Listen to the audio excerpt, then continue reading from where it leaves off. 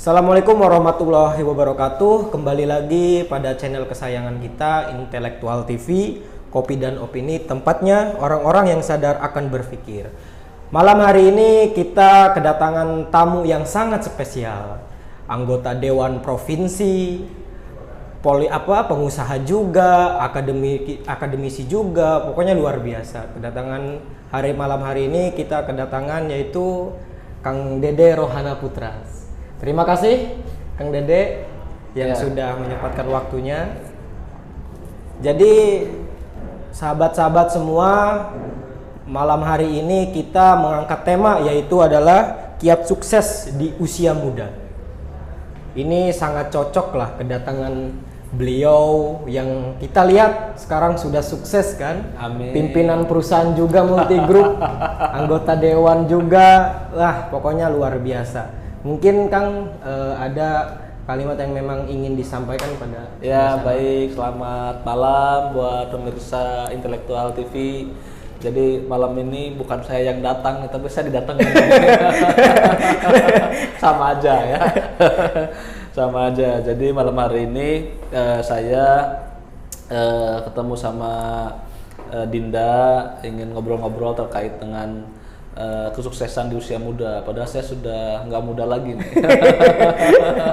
Kata orang-orang masih muda lah, 30-an masih muda lah ya, nggak apa-apa. Mudah-mudahan jadi motivasi buat adik-adik mahasiswa, pemirsa Intelektual TV dimanapun berada. Ya. Terima kasih Kang Dede. Makanya hari ini Kang, kenapa kita dalam channel Intelektual TV ini mengangkat tema kiat sukses di usia muda? Melihat kondisi milenial hari ini, apalagi nanti di 2024, pemilih suara milenial ini kan hampir 50% lebih. Apalagi kita melihat kota Cilegon lah, dengan memang banyaknya milenial juga. Nah, apa sih Kang yang memang langkah-langkah yang membuat hari ini Kang Dede ini sampai sukses gitu loh, yang dimana selama perjalanan di kuliahnya, dan alhamdulillah juga sahabat-sahabat semua, Kang Dede ini senior saya, dulu kuliah di Universitas Al-Haria itu Kang. Jadi gimana Kang, formulanya lah, nutrisi buat teman-teman mahasiswa ini yang hari ini sedang gelisah lah untuk mencoba merancang masa depannya Kang. Apa kira-kira langkah-langkah? Oke, pertama, Indonesia itu memang lagi mendapatkan bonus demografi. Apa bonusnya? Yaitu masyarakat produktifnya jauh lebih besar ketimbang masyarakat yang tidak produktif. Masyarakat yang usia manula maupun yang balitanya itu masih kalah jauh sama usia yang 17 sampai 50 tahun. Kalau dari hak pilih, pemuda itu dianggap di 40 tahun. 40 tahun sampai 17 tahun itu ya, 17 sampai 40 tahun itu memang 55%. Nah, ini memang sebuah energi yang luar biasa buat anak-anak muda di Indonesia, khususnya kita berbicara di Cilegon ya, bahwa memang potensinya sangat cukup terbuka lebar. Kita tahu banyak industri berat di kota Cilegon, banyak investasi asing di kota Cilegon, banyak BUMN besar yang ada di kota Cilegon. Jadi kalau pemuda-pemuda Cilegon itu tidak sukses ya, justru ada yang salah berarti. Kenapa? Karena potensinya terbuka. Beda misalnya, mohon maaf, dengan pemuda-pemuda kita yang ada di luar Cilegon ya, seperti misalnya di Pandeglang, di Lebak, dia tidak ada BUMN, tidak ada investasi nasional maupun investasi modal asing ya. Tidak ada juga industri-industri yang teknologi tinggi di kota Cilegon, di tempat lain. Jadi ini memang potensinya terbuka. Tinggal bagaimana kita ngolahnya. Semasa muda ini kita apakah hanya ngabisin waktu buat ngopi-ngopi aja, Ripaldi, atau memang kita bangun relasi, bangun kepercayaan ya, dan kita juga penguasaan teknologi kayak tadi. Ini kan bagian dengan adanya Intelektual TV, bagian dari penguasaan teknologi digital ini. Benar. Seperti itu. Makanya tadi sangat menarik para pemirsa semua tadi yang disampaikan oleh Kang Dede. Cilegon ini beda dari kota-kota yang lain. Apalagi Cilegon ini ditopang banyaknya perusahaan-perusahaan besar, apalagi BUMN juga ada. Nah tapi Kang, herannya saya ini, angka pengangguran kita ini kan sangat luar biasa Kang. Walaupun kemarin wali kota cukup katanya mampu menurunkan angka pengangguran, tapi saya kira itu tidak apple to apple lah. Nah, Apalagi Kang, artinya apa sih yang memang masyarakat Cilegon ini, sedangkan industri juga di kota Cilegon ini sangat banyak kan? Apa sih yang membuat kok masyarakat Cilegon ini tidak mampu gitu loh? Apa kira-kira? Ya, baik. Memang pengangguran Cilegon itu tertinggi kedua di Provinsi Banten setelah Kabupaten Serang. Setelah kita cek ada dua hal. Pertama, di Kabupaten Pandeglang dan Lebak misalnya, karena area pertaniannya banyak, maka yang menganggur itu sebagai petani dianggap sebagai buruh harian lepas. Jadi memang dia masih punya pekerjaan gitu, apa buruh harian lepas. Di Cilegon karena sudah tidak ada lahan pertanian lagi, kalau orangnya nggak kerja maka tercatatnya sebagai pengangguran. Nah ini salah satunya kenapa angka pengangguran kita itu tinggi. Mungkin di daerah lain juga tinggi kalau orang yang tidak bekerja di pabrik dianggap nganggur. Tapi kalau di kabupaten lain tidak kerja di pabrik masih dianggap sebagai buruh harian lepas. Betul. Cilegon nggak ada, itu pertama. Kedua, di Cilegon itu industrinya industri padat modal, industri teknologi tinggi.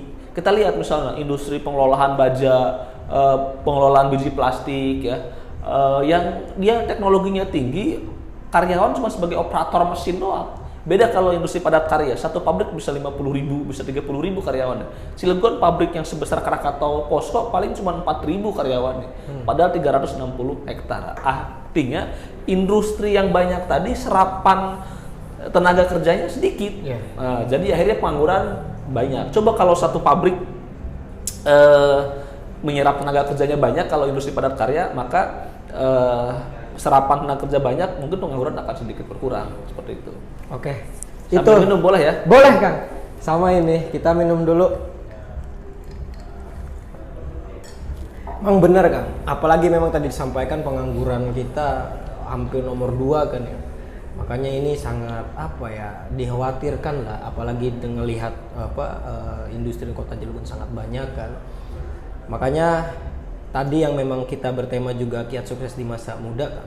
Jadi pemirsa semua, mengapa saya mempertanyakan persoalan itu? Jadi untuk para kaum milenial, artinya kita ini sebagai masyarakat khususnya kaum milenial yang ada di kota Cilegon jangan berkecil hati. Pada intinya di Cilegon juga kita sebagai masyarakat tidak mesti kita ini harus bekerja gitu loh Kang ya. Bisa kita berusaha, kita bisa memanfaatkan teknologi. Makanya Kang Dede ini kan kalau bicara industri, memimpin sebuah perusahaan, satu itu pengusaha lah. Dan bicara politik juga sangat luar biasa, suaranya hampir 27.000, itu suara murni kan. Kalau di keseluruhannya hampir 34.000 Kang. Artinya apa sih Kang langkah-langkahnya gitu loh untuk memberikan sebuah motivasi terhadap teman-teman mahasiswa yang menonton channel ini, biar dia juga jadi pengusaha bisa, jadi ibaratnya pimpinan perusahaan juga, di dunia politik juga bisa gitu kan. Pertama tadi di awal saya sampaikan bahwa potensi Cilegon itu sebenarnya cukup terbuka lebar ya. Begitu banyak investasi masuk, tinggal kita mau apa tidak. Kalau sudah terbuka kesempatannya, tinggal kita mau nggak meraih kesempatan itu. Pertama, kita harus bisa jangan terninak bobokan, jangan mentang-mentang Cilegon kota industri, ya kita santai-santai berleha-leha. Salah. Justru karena Cilegon itu kota industri, bahkan hasil risetnya adalah Cilegon itu kota kelima di Indonesia dengan produk domestik brutonya tertinggi. Artinya daerah kota yang terkaya dari sisi produk domestik bruto, kelima se-Indonesia, bayangkan. Artinya di sini banyak peluang, banyak investor, banyak orang kaya, banyak hilir mudik uang, perputaran uang cukup tinggi. Bagaimana kita ngelolanya? Tadi itu pertama, nggak boleh terlena. Kalau kita sudah tidak terlena, kedua adalah kuasai teknologi. Nah, sekarang misalnya kita harus punya keahlian-keahlian baik dari teknologi digital. Kalau tenaga kerja harus menguasai misalnya mesin-mesin, harus bisa menguasai komputer. Yang paling penting adalah komputer. Ini kadang-kadang saya sering banyak yang pengen ikut kerja, ketika dites komputernya tidak menguasai ya. Apalagi keahlian-keahlian sertifikasi misalnya welder ya, ngelas, atau operator atau driver, banyak sekali peluang-peluang. Bahkan di Indonesia itu terkenal kalau ingin mencari welder terbaik di Indonesia itu ya orang Cilegon gitu. Karena Cilegon dari tahun 70-an 60-an sudah ada industri ya. Jadi banyak sekali welder-welder yang dari zaman dulu sampai sekarang terus lahir welder-welder yang cukup bagus. Nah, jadi selain itu kita tidak terlena, Pak Rivaldi, Saya dulu waktu kuliah itu memanfaatkan waktu itu maksimal. Jadi ngopi itu secukupnya aja, jangan keseringan. Jadi setelah ngopi ya kita harus berdiskusi, kita harus baca buku, kita harus bersilaturahmi. Itu penting. Yang membawa saya hari ini menjadi pengusaha, saya punya karyawan sekitar 2000-an ya. Saya punya kendaraan hampir 200 unit yang beroperasional di seluruh Banten, DKI dan Jawa Barat. Kita punya puluhan banyak alat berat ya. Itu terjadi bukan tiba-tiba langsung besar, gitu. Tapi dari silaturahmi yang dulu dibangun. Dulu ketika saya aktivis, saya kuliah saya kan lulusan terbaik dengan IPK tertinggi. Dari sisi organisasi saya ketua mahasiswa, ketua Ikatan Mahasiswa UGON ya. Dari sisi usaha waktu itu saya sudah jualan sepatu, jualan sweater, jualan percetakan gitu ya. Jadi usaha itu dimulai dirintis sejak kita kuliah. Ditambah lagi akses di organisasi itu penting. Yang saya sangat rasakan adalah akses. Kita kenal dengan tokoh-tokoh pejabat di Kota Cilegon, tokoh-tokoh pengusaha di Cilegon, tokoh politik di Cilegon, tokoh agama Cilegon. Dulu kenal sama saya karena saya aktivis gitu. Nah, dengan berbagai modal itu ya, kita punya kegigihan dalam berusaha, kita punya penguasaan teknologi ya, kita punya akses yang baik, punya akses dengan tokoh-tokoh pengusaha, tokoh industri tadi, tokoh politik itu menjadi sebuah modal untuk kita maju. Nah, teman-teman mahasiswa dimanapun berada, saya kira poin itu jangan terlalu terlena jadi aktivis boleh, saya juga aktivis kok. Ya, bagus, tapi jangan terlena jadi aktivis nih. Iya, benar. Aktivis boleh, kita bangun relasi ya, belajar diskusi, belajar berargumentasi boleh. Tapi jangan terlena bahwa di sana di luar masih banyak hal-hal lain yang perlu kita persiapkan. Seperti itu, Rivaldi. Bahkan dulu di zaman kuliah juga sempat juara lomba karya tulis ilmiah, Kang ya. Sangat luar biasa lah. Jadi itu sahabat-sahabat tadi yang disampaikan oleh Kang Dede, pada intinya kita ini sebagai mahasiswa, apalagi yang hari ini aktif di organisasi, Kang ya, artinya jangan merasa minder kita, artinya coba berinovasi, memanfaatkan apa yang ada. Itu sahabat-sahabat. Mungkin ini, Kang, ada satu lagi. Tadi perjalanan kuliah sudah disampaikan, aktif di dunia organisasi dan bicara politik juga sudah, bicara usaha juga udah. Nah, yang sekarang ini jadi milenial hari ini, Kang, kebingungan dalam arti yang dimana teman-teman ini ketika kuliah ini apakah memang itu cukup untuk ketika datang dan pulang, Kang? Ada yang dimana persaingannya yang aktif banget berorganisasi, Kang ya, kan banyak perdebatan. Apa sih manfaatnya masuk organisasi? Apa sih gitu loh? Artinya ini kan membuat, kalau pandangan saya ini kan sebuah proses ya, Kang. Namanya proses itu kan berbeda-beda kan. Tinggal bagaimana kita memanfaatkan tempat dan lingkungan kita yang memang mau berinovasi. Nah, cuman satu lagi memang kurang ini juga ya untuk sahabat-sahabat semua. Kang Dede selama memang kuliah gitu loh. Ya artinya kan di kuliah juga aktif, terus menjadi aktivis juga, dan ketika kuliah juga lulus tepat waktu kan, Kang? Artinya teman-teman memang yang nggak suka berorganisasi itu salah satunya itu, Kang. Jadi dia takut lulusnya itu lama. Itu sih yang memang teman-teman mahasiswa yang khawatirin. Bagaimana nih, Kang, untuk memberikan sebuah penerangan terhadap teman-teman yang hari ini memang belum masuk organisasi? Ya, baik. Saya kalau melihat mahasiswa yang cuman kuliah pulang, kadang-kadang ngenes gitu. Kenapa? Karena mahasiswa itu punya tanggung jawab sosial. Ya, punya tanggung jawab sosial karena dia sebagai agen perubahan, sebagai kontrol sosial. Tapi saya juga ngenes kalau lihat aktivis mahasiswa yang sibuk dia ngurusin Cilegon, ngurusin bangsa, ngurusin negara, tapi dirinya sendiri nggak terurus. Nah, ini saya sangat ngenes. Maka untuk itu saya mengajarkan ada keseimbangan.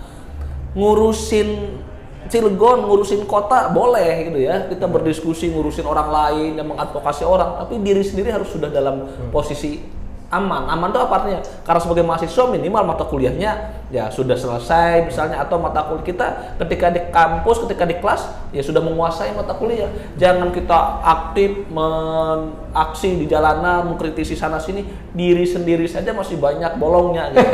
Ya minimal bolongnya nggak banyak lah kira-kira. Ya, Bahkan dulu saya buktikan, saya aktif Saya jadi di BEM aktif, di organisasi internal, eksternal aktif ya. Bahkan saya menjadi ketua Ikatan Mahasiswa Cilegon. Dan ketika saya diutus oleh kampus untuk mengikuti lomba karya tulis ilmiah mahasiswa Provinsi Banten yang diadakan resmi oleh Dinas Pendidikan Provinsi Banten, saya juara 1 waktu itu. Pesertanya dari Untirta ada, dari Yayan ada ya, karena dari 87 universitas dan perguruan tinggi. Kalau sekarang mungkin sudah 100 lebih perguruan tinggi dan universitas ya di total se-Banten itu. Kalau dulu cuma 87 seingat saya. Nah, itu membuktikan bahwa seorang aktivis itu bisa berkualitas, bisa berprestasi gitu. Dan ketika saya lulus, saya itu ternyata IPK-nya tertinggi gitu. Di angkatan saya itu IPK-nya tertinggi. Ini kan komdon saya ini sebuah prestasi. Jadi selain kita misalnya aktif di organisasi, saya juga harus dikejar untuk bagaimana bisa membiayai kuliah dengan sendirinya ya.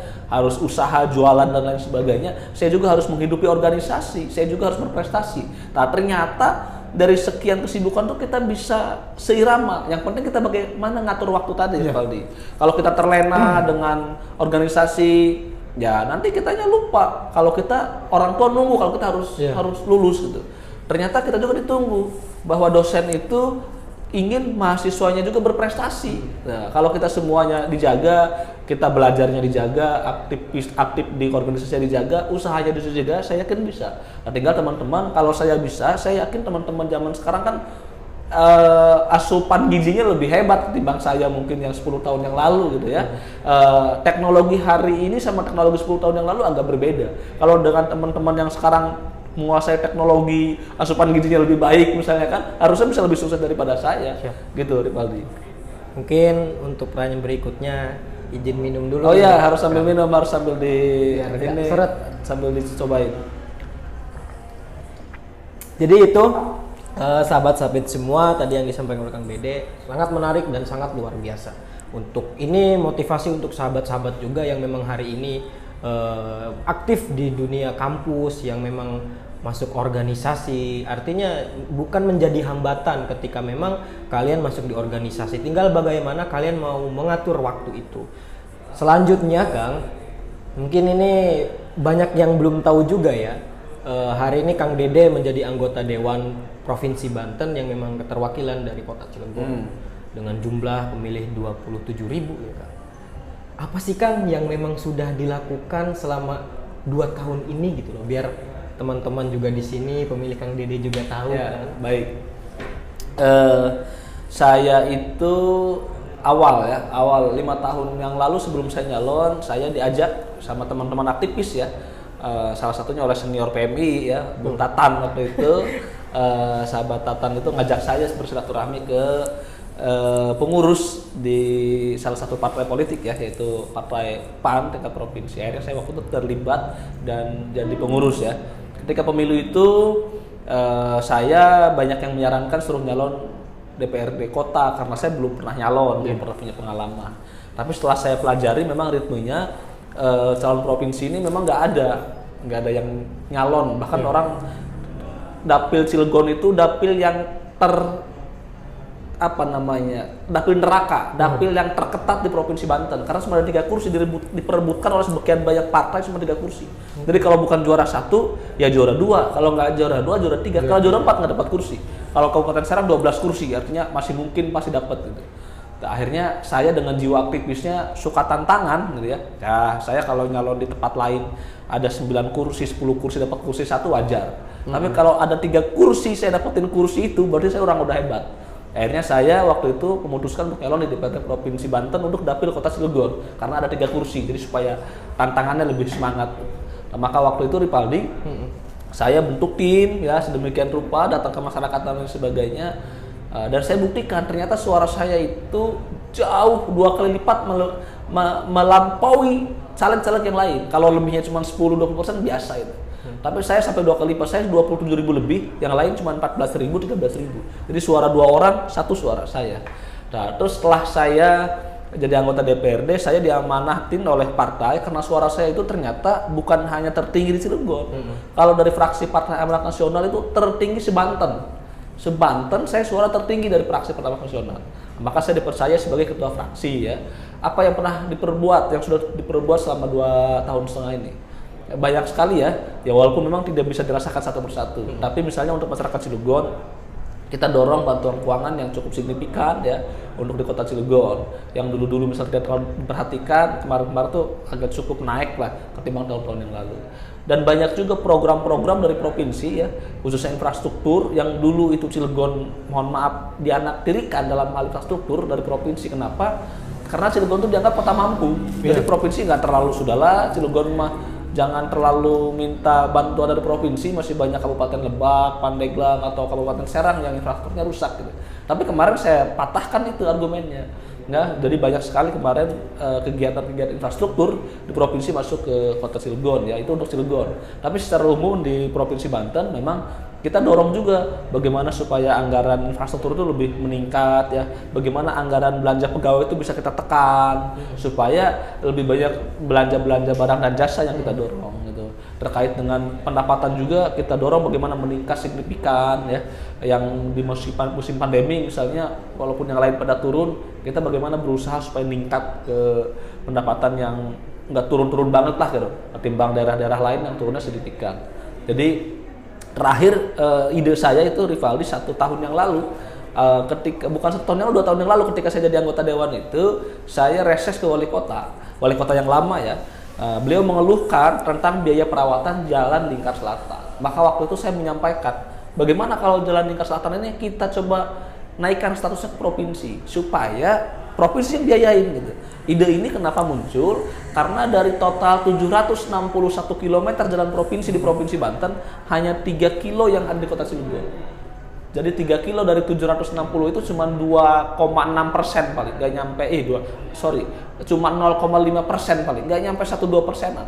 Nah, makanya kalau Lingkar Selatan ada 15 kilo itu, berarti kita bisa punya jalan 18 kilo. Ini rada seimbang. Yang lain-lain punya 50 kilo, punya 100 kilo, masa kita cuma punya 3 kilo? Coba kalau banyak, berarti uang provinsi banyak masuk.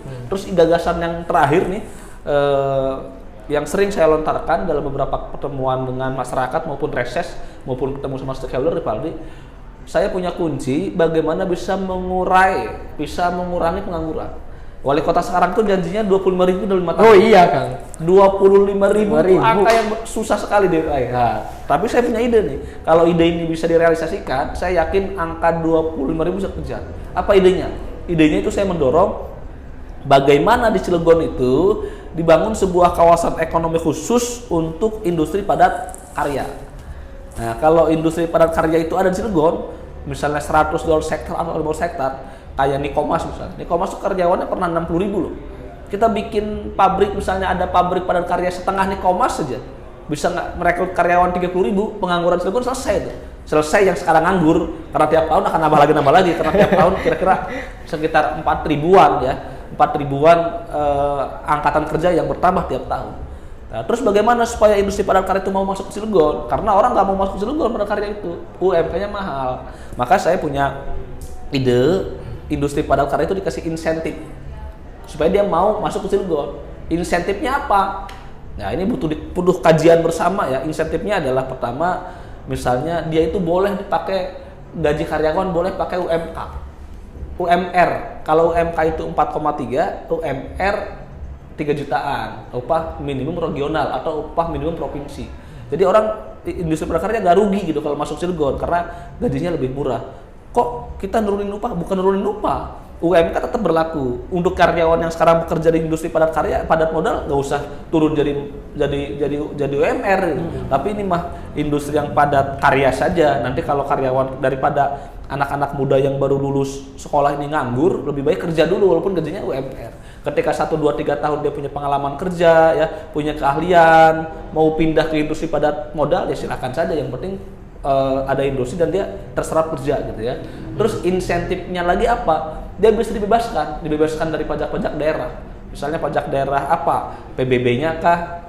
Pajak penerangan jalannya kah? Pajak apa supaya dia tetap untung? Karena problemnya industri padat karya enggan masuk ke Cilegon, kalau di Cilegon pasti rugi. Kenapa? Karena upah tenaga kerjanya mahal, maka harus dikasih insentif gitu. Nah, kalau ini terrealisasi, udah anak-anak muda Cilegon punya harapan bahwa nyari kerjaan Cilegon pasti bakal terbuka lebar gitu ya. Kira-kira seperti itu, Rivaldi.